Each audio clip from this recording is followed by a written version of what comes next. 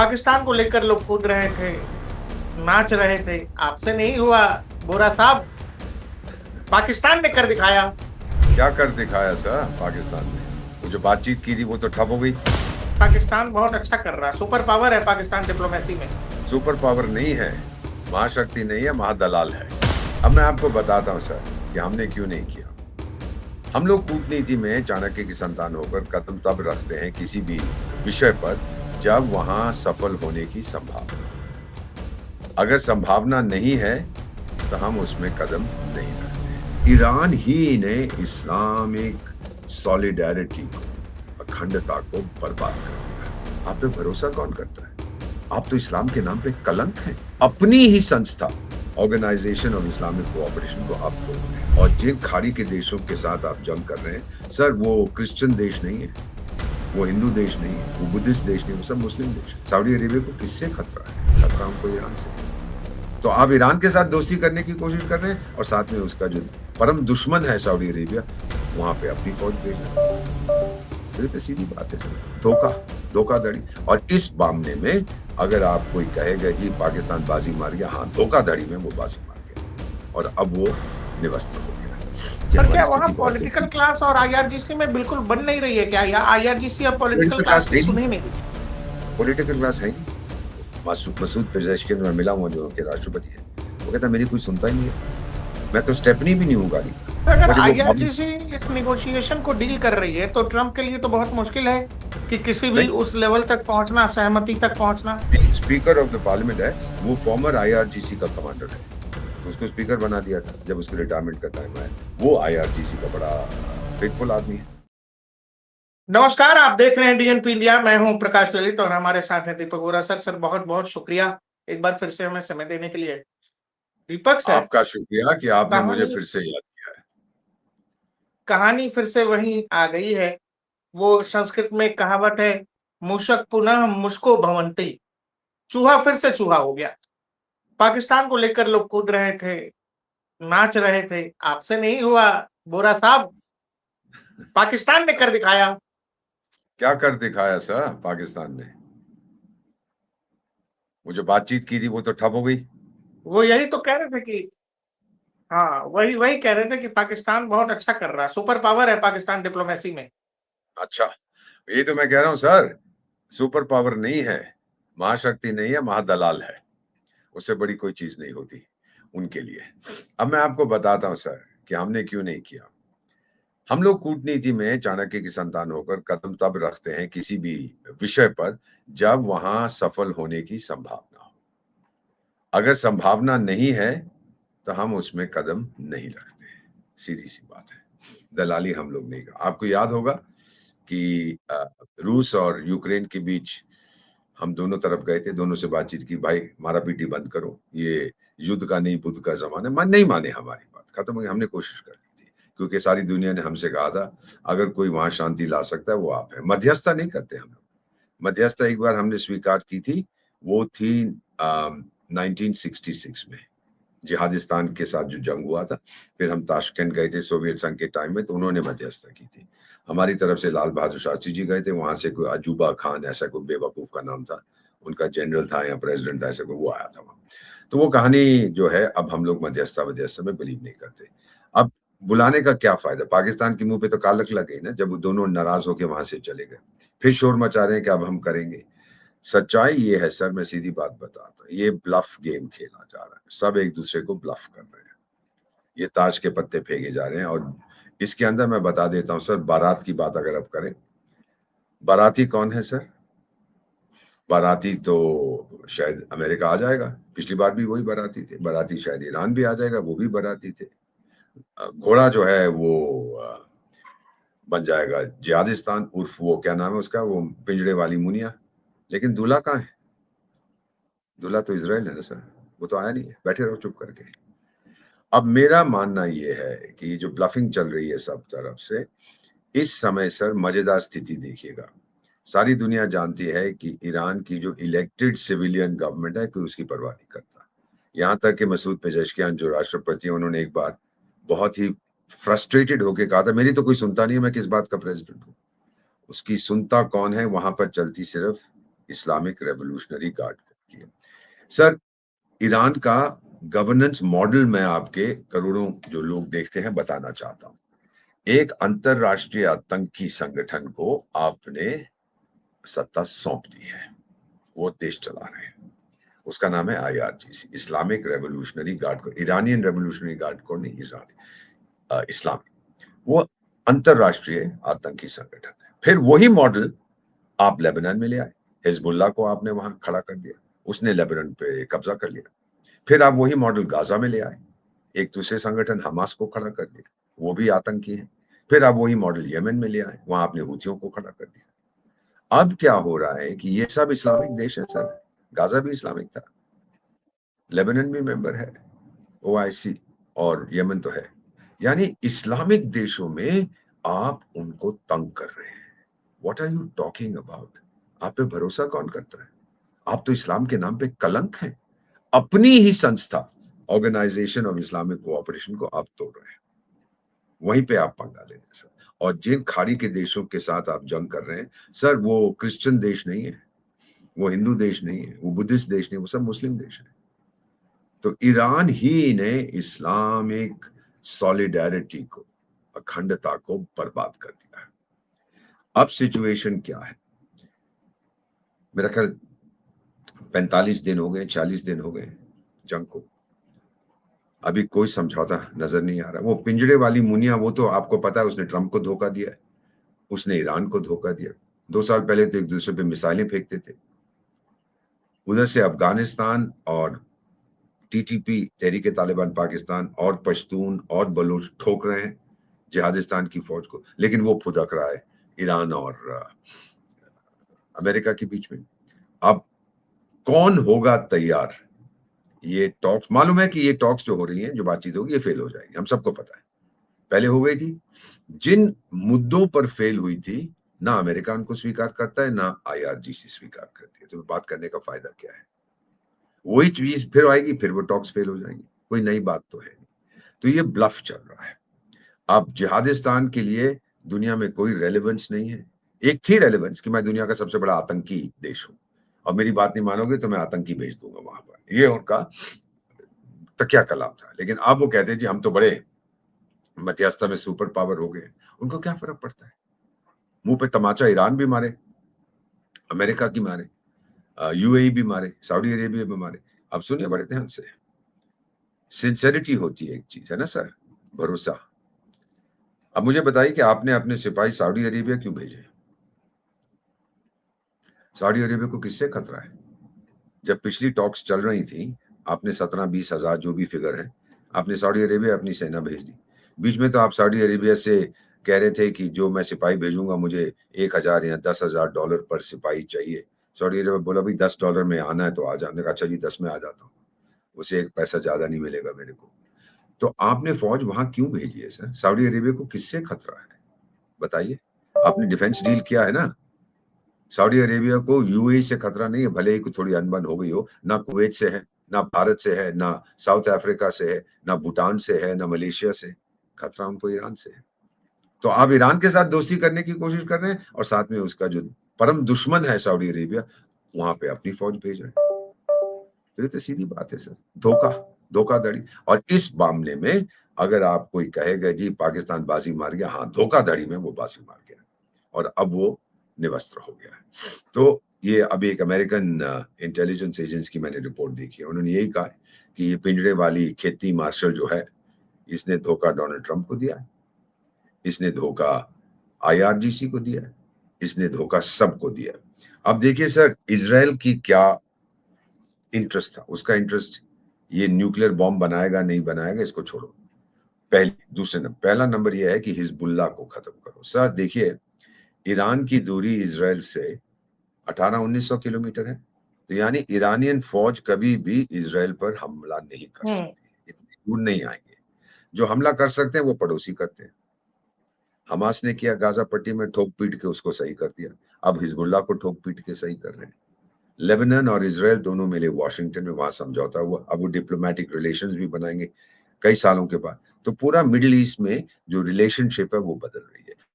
सहमत हो गए कि हिजबुल्लाह चटनी बनानी है। लेबनान कहता है मेरी फौज के पास इतनी ताकत नहीं है,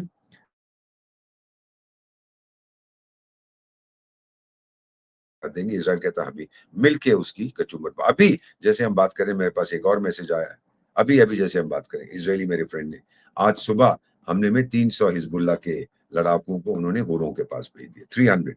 अब कितने नंबर है उनके पास, और वो तो आते हैं छाती खड़ी अपने कमीज खोल के तो खड़े हो जाते हैं इसराइलियों के साथ, यार मार दो, यहाँ तो औरतें बची नहीं है, वहां जाके हुरें मिलेंगी हमको, मार दो हम। तो वो मार रहे हैं बड़ी खुशी से। सो ये चीज है। और अब ईरान बार बार क्यों, क्योंकि उसकी कच्ची हो गई है। समझौता तो हो गया लेबनान और इसराइल का, अब कहता है जी लेबनान को भी आप पीस डील में क्यों भाई, उसकी समस्या तो इसराइल के साथ ही, आपकी समस्या इसराइल के साथ, उसने समझौता कर लिया, कहानी खत्म। तुम क्यों फुदक रहे हो, क्योंकि आप हिजबुल्लाह आपसे कह रहा है देख टाइगर, मैंने हमास हूती ने तेरे को सुप्रीम कमांडर माना था, तू तो धोखा दे गया हमको। ये इस समय ईरान का नाइटमेयर है। दूसरा, पैसा नहीं है सर, आपको मालूम है ना 40 दिन से इंटरनेट सस्पेंडेड है। जब मैं वहां गया था 8-10 साल पहले, मुझे याद है $1 के शायद 100 रियाल वहां की करेंसी मिलती थी। आज $1 के 15 लाख रियाल है। 100% से ज्यादा महंगाई है। वहां के 1 करोड़ लोग इंटरनेट से जुड़े हुए थे सर, नौकरियां उनकी इंटरनेट से जुड़ी हुई थी। 1 करोड़ ईरानियंस की। इंटरनेट आपने बंद कर दिया, वो भी खत्म। आप डरते किस बात से हैं? कि आपके लोगों को पता ना लगे सच्चाई क्या है? मुल्ला जी आएंगे टीवी पे, हाँ जी सब कुछ ठीक है जी, यहाँ तो बिल्कुल नुकसान नहीं हुआ, कोई फिक्र ही नहीं है। अच्छा भाई, अगर नुकसान नहीं हुआ है तो आपकी सरकार 270 बिलियन, बिलियन में 900 होते हैं डॉलर की बात क्यों कर रही है? सर इन मुल्लों का दिमाग सही नहीं है। ये सोचते हैं कि वही वो हिटलर का जो था ना, वो गेबल्स, जोसेफ गेबल्स, उसका प्रोपेगेंडा मिनिस्टर, भाई झूठ को इतनी बार बोलो कि लोग उसको सच मान लें। ये जमाना चला गया, ये सारी दुनिया को मालूम है। अब अमेरिका ने आपके एक पानी के जहाज को पकड़ लिया है, तुस्का या क्या उसका नाम, मलेशिया से सामान ला रहा था। तो अमेरिका ने कहा भाग जा, उसने कहा नहीं भागूंगा, कहा भाग जा नहीं तो तेरे इंजन रूम में हम छेद कर देंगे। कर दिया। फिर मरीन्स गए हेलीकॉप्टर से, रैपलिंग करते हैं, ऊपर से नीचे आए, कब्जा कर लिया। अब क्या करा हूती ने, फिर ये आईआरजीसी ने 2-4 ड्रोन फायर कर दिए, देखो जी हम बदला ले रहे हैं। हो गया बदला, हाँ जी हो गया, हमने ड्रोन चला दिए। तो आप लोगों की आर्थिक व्यवस्था भंग हो चुकी है सर। जब 100% से ज्यादा महंगाई होती है, उस देश का क्या कहना सर। झूठ पे झूठ पे झूठ, अपने ही लोगों को आप सच्चाई नहीं बताते। अरे बता तो दो कि सर हमारी क्या वहाँ स्थिति बहुत पॉलिटिकल गंभीर। क्लास और आईआरजीसी में बिल्कुल बन नहीं रही है क्या, या आईआरजीसी अब पॉलिटिकल पॉलिटिकल क्लास क्लास की है सुन नहीं, ही नहीं रही? पॉलिटिकल क्लास है नहीं।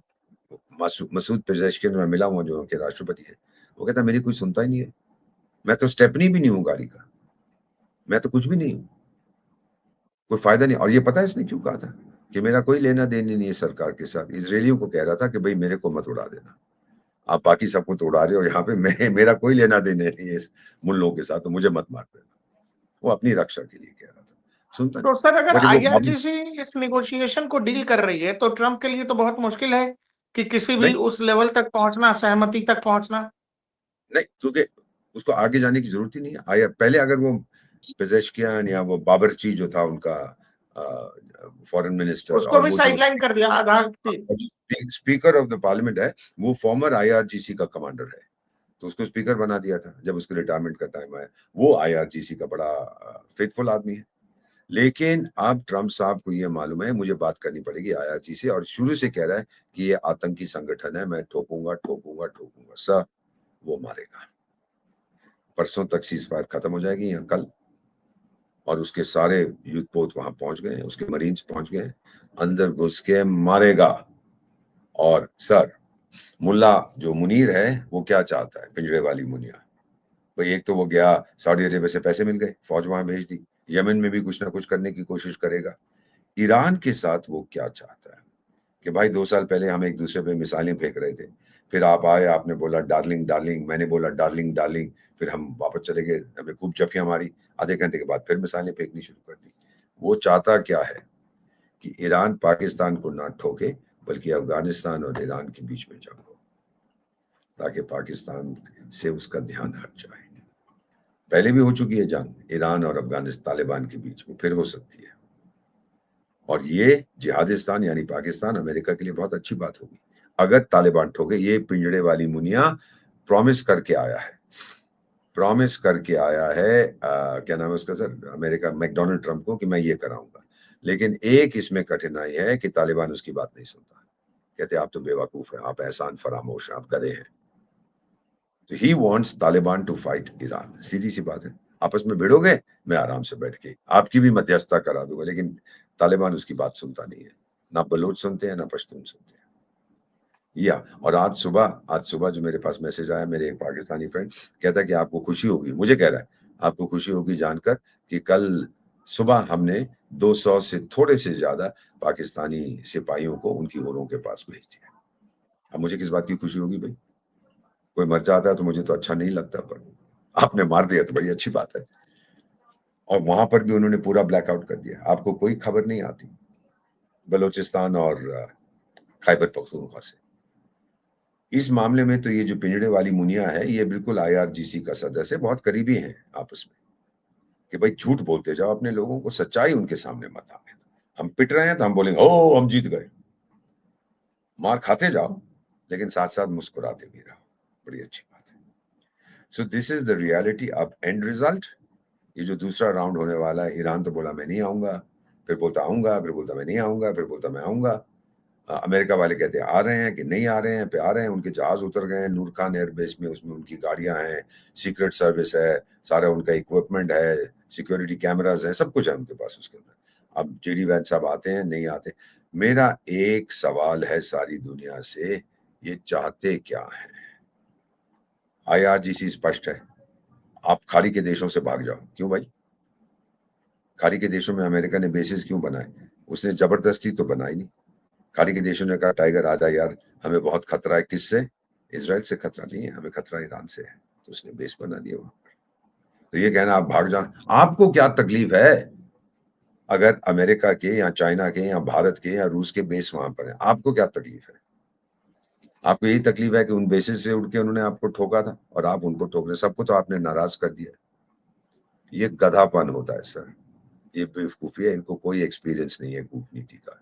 ना ही वो मुल्ला पिंजड़े वाली मुनिया को मालूम है, वो तो फौजी है, उसको तो एक ही चीज आती है, गोली मारो, समस्या अपने आप चली जाएगी। और टाइगर गोली मारने से और 10 समस्याएं खड़ी हो जाएंगी, वो कहीं नहीं जाएगी। सो ललित सर, नेट रिजल्ट 0, वार्तालाप से पहले ही खत्म हो जाए। वो पाकिस्तानी जो मर्जी कहते रहे जी, 2 बार आ गए, देखो जी अब तो सुपर पावर बन गया पाकिस्तान। और यार खाने को नहीं तेरे पास, सऊदी अरेबिया ने तेरे को $3 बिलियन क्या दे दिया, तू फुदक रहा, आईएमएफ के पास जाता है, भीख मांगता है। अब जैसे ही ये बातचीत खत्म हो जाएगी, फिर तो अमेरिका को कहे सर 2 बार तो आप आ गए हैं, मैंने कोशिश, सर थोड़े पैसे मेरे कटोरे में डाल दो, अल्लाह के नाम पे दे दे।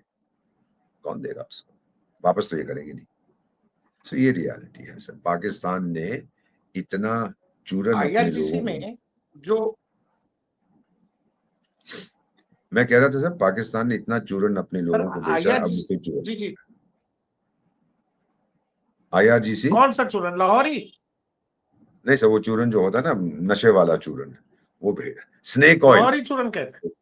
हाँ लाहौरी चूरन बेचा है। आईआरजीसी अगर इस पूरे मामले को देख रही है और डील कर रही है, तो ट्रंप जो बीच में कह रहे थे कि ईरान में कुछ अच्छे लोग हैं, उनसे मेरी बात हो रही है, बड़े अच्छे लोग हैं वहां, तो सब मैंने खत्म कर दिया, यानी वो जो अच्छे लोग थे वो अब साइडलाइन हैं, आईआरजीसी ही सब देख रही है। इसको हम कहते हैं स्ट्रेटेजिक डिसेप्शन। ये आईआरजीसी और अच्छे लोगों के बीच में फूट डाल रहा है। देखिए सर, मेरा जंग हो रहा है, 2 देशों के बीच जंग हो रहा है, ए और बी। ए कहता है कोई बात नहीं, बी के अंदर मेरे एजेंट्स हैं, फूट पड़ गई ना, बी की सरकार के, ये कौन से एजेंट है इसके? इसको स्ट्रेटेजिक डिसेप्शन कहते हैं। इसमें ये बड़ा माहिर है अमेरिका। इसमें क्या होता है सर, जो मैं बता रहा हूं कि ये वार्तालाप जो होने वाली है, ये बहरों के बीच में हो रही है। वो कुछ कहता है, क्या दूसरा सुनने बहरों के वाला। बीच में? हाँ, ये बहरों के बीच में हो रही है, जो सुनते नहीं है, बोलते हैं। डायलॉग ऑफ द डेफ कहती है, डिप्लोमेसी में कई बार हम करते हैं, आप बोलिए वो बोलिए, सुन नहीं रहे। तो ये होना है वहां पे, अगर वो लोग आते हैं। अगर ईरान नहीं आया तो बात ही सारी खत्म। अब वो पूरी कोशिश कर रहा होगा, पिंजरे वाली मुनिया, वो वादा करके आया होगा डोनाल्ड ट्रंप को, सर मैं मना लूंगा उनको। वो नहीं मानेंगे, फिर आपके मुंह पे तमाचा।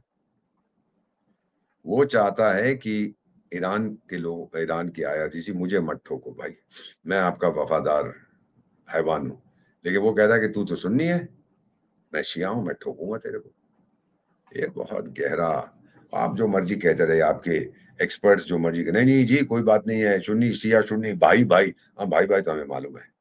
जितने देशों से पंगा लिया ईरान ने वो सब सुन्नी देश है, खाड़ी के सब सुन्नी है। ओके सर, सर ये जो कह रहे हैं, ये सब ब्लफ है। देखिए सर, आसियान जो है ना, आसियान के जो 10 मेंबर हैं, south east Asian association south east Asian Nations, उन्होंने क्या ऐलान किया आज सुबह, ये देखिए जी, अब अमेरिका ने प्रतिबंध हटा दिए हैं रूसी तेल पे, हम खरीदेंगे उनसे। यानी हम रूस से तेल खरीदेंगे, चीन के साथ तो हम समझौता वैसे ही कर रहे हैं, हम ट्रेड कर रहे हैं। और फिर ट्रम्प साहब जा रहे हैं वहां पे बातचीत करने चीन के साथ, और बोले कि मुझे वो क्या नाम है उसका, पिंग पोंग एक बहुत बड़ा हक देगा। क्यों मालूम है, क्यों मुझे जब भी मारेगा इतनी बड़ी, क्योंकि पिंग पोंग, अब सुन लीजिए इसको सर, चाइना चाइना की बात नहीं कर रहे, मैं बता देता हूँ। आज सुबह और 5 जनरल को उसने बाहर निकाल दिया, बर्खास्त कर दिया। मेरा ख्याल चीन की फौज में सिर्फ जनरल है, सिपाही तो कोई है ही नहीं। पहले भी कितने सारे निकाल दिए थे, आज 500 और निकाल दिए। और लोग कहते हैं कि वो अंडर हाउस अरेस्ट है या मर गया है या कोमा में है, तभी बाहर नहीं आता, और जाता भी है कहीं हवाई जहाज में नहीं जाता, ट्रेन में जाता है। तो ये तो बात चल रही है चीन की। अब एशिया के जो लोग हैं, आसियान के जो देश हैं, बड़े शातिर हैं, उन्हें कहा अमेरिका ने कहा दिया तो हम भी जाएंगे। इसका मतलब ये है सर, अगर वो रूस से तेल खरीदेंगे तो अमेरिका ऑफिशियली बोलेगा कि हम तेरे पास तो आएंगे नहीं बातचीत के लिए। तो एक ही देश बचता है जहां पर बातचीत हो सकती है, जो सबका गुलाम है, जो अमेरिका की रखेल है। माफ करिए मैं सख्त शब्द का इस्तेमाल कर रहा हूं, अमेरिका की रखेल जिहादिस्तान है। जन्मदिन मुबारक हो। जब जब उनको जरूरत पड़ी है, ये जिहादिस्तानी आ गए कि जी हमारी फौज आपकी फौज है। ये तो अजूबा खान ने कहा भी था 56 में, या कब वो गया था अमेरिका, उसने कहा मेरी फौज आपकी फौज, बस पैसा फेंकते जाओ, मुझे पैसे की जरूरत है। ठीक है नहीं तो जो दीपक सर। आपने भिड़ गए थे सोवियत संघ के साथ जब मुजाहिदीन लड़ रहे थे, उसके बाद जब 9/11 हुआ, तालिबान तो आपके दामाद थे, फिर आपने उन पे उनके साथ धोखा किया। तालिबान आप पे भरोसा नहीं करते सर। ये पाकिस्तान को, ओ जी हम ओ इंशाअल्लाह हम ये करेंगे, इंशाअल्लाह हम वो करेंगे। यार तुम अल्लाह के नाम को बर्बाद मत करो। जब आप इंशाअल्लाह कहते हो इसका मतलब है आपको कोई इरादा नहीं है वो करने का। सर जिस समय पाकिस्तान अपने सऊदी में सैनिक भेज रहा है, उसी समय हमारे एनएसए की मुलाकात हुई है सऊदी प्रिंस से। जी हाँ। किस अब लिए इसके क्या क्या है मायने ये आपको मामला समझ कुछ? लीजिएगा सर। हमारे देखो यूएई में भी गए थे विदेश मंत्री कहने के लिए, टाइगर मुझे मालूम है हाँ आपके संबंध थोड़े खराब थे सऊदी, वैसे तो आप कजन हैं, बहनोई हैं, दामाद हैं, सब एक दूसरे से रिश्तेदार हैं, एक दूसरे के रिश्तेदार हैं। आप फिक्र मत करिए, हम आपके साथ हैं। उनका राष्ट्रपति एक दिन के लिए आया था, भाई मोदी साहब आप तो मेरे खुदा हैं, देखिए सऊदी और पाकिस्तान ने समझौता कर लिया, अब मेरी समस्या हो रही है सऊदी के साथ। तो हमने कहा कोई बात नहीं। उसने कहा कि आप समझौता मेरे साथ करिए डिफेंस के। हमने कहा ये नौटंकी हम नहीं करते हैं, पर आप हमें प्रपोजल भेजिए, हम देखेंगे क्या करना है, किस प्रकार की पार्टनरशिप करनी है। तो हमारे एनएसए गए वहां कहने के लिए कि सऊदी को कि देख भाई, अगर जिहादिस्तान ने मुझे ठोका, झगड़ा करने की कोशिश की, तो मैं तो ठोकूंगा उसको, तुम बीच में कूदोगे तो फिर देख लेना हम क्या करते हैं। अच्छा, ये जो हमारे जहाज पर गोलीबारी हुई है, इस पर भारतीय पक्ष का क्या मैसेज है ईरान को सर? हमने हमने ईरान को साफ कहा ये नहीं करना चाहिए, उनके राजदूत को बुला के हमने उसकी पतलून उतार दी थी हमारे विदेश मंत्रालय में। ये तो चीजें बिल्कुल नहीं होनी चाहिए। आप तो कहते हो बड़े दोस्त हैं, और आप हमें एक बार कह रहे थे, आपने एक ऐलान भी किया था कि भारत की जो जहाज है भारत के लिए, अरे फिक्र मत करो, हम ईरान खड़ा है यहाँ आपकी मदद के लिए। अब क्या हो गया? क्योंकि जिन लोगों ने ये ऐलान किया था वो बाबरची वगैरह, उनकी कोई सुनता नहीं है। ये कहानी है। और इस्लामिक रेवोल्यूशनरी गार्ड कोर वो किसी की नहीं सुनेगा सर। अगर जिस दिन उसने सुन ली, आउट। ईरान के लोग सड़कों पे उतरेंगे सर। कब तक मार खाओगे, कब तक भूखे रहोगे? पीओके में तो आपने देख लिया है, 500 रुपया किलो चावल मिलते हैं, कब तक खाओगे? कहने के लिए बड़ा कुछ है, बकवास तो करते ही है ना। बकवास करने में number 1 Jihadistan. Thank you Deepak sir, बहुत बहुत शुक्रिया हमारे साथ जुड़ने के लिए और डीएनपी को और इतना देखिए मैं कीमती एक समय चीज देने के बताऊं लिए। आपको, कल फिर जी बात करेंगे। और ये बात, ये जो आज की बातचीत है, ये अगर हुई भी तो फिर वही होगा कि एंड रिजल्ट शून्य। वो आके एक किताब पढ़ देगा अपनी जेडी वैंस, इधर का जो भी आएगा मुल्ला वो कहेगा पहले हॉर्मुज से का जो आपने नाकाबंदी शायद की है इस वो बार बंद जेडी करो। वेंस को भेज नहीं रहे हैं वो लोग, जेडी वेंस को नहीं लगता भेज तो यही है कि नहीं आएगा, किसी और को भेजेंगे, लेकिन डिमांड्स वही है जहां फंस गए थे पिछली बार, वही बात है, कोई इंप्रूवमेंट नहीं है, तो क्या होगा सर। और पाकिस्तान का अच्छा है, उनके पैसे वैसे खर्च होंगे, वो चाय पिलाएंगे, चाय भी वहां आजकल बहुत महंगी हो गई है, तो अमेरिका बड़ा खुश है, गधे हैं, बेवकूफ है। राइट साहब, थैंक यू, कल फिर मुलाकात होगी। Thank you sir. सर जय हिंद।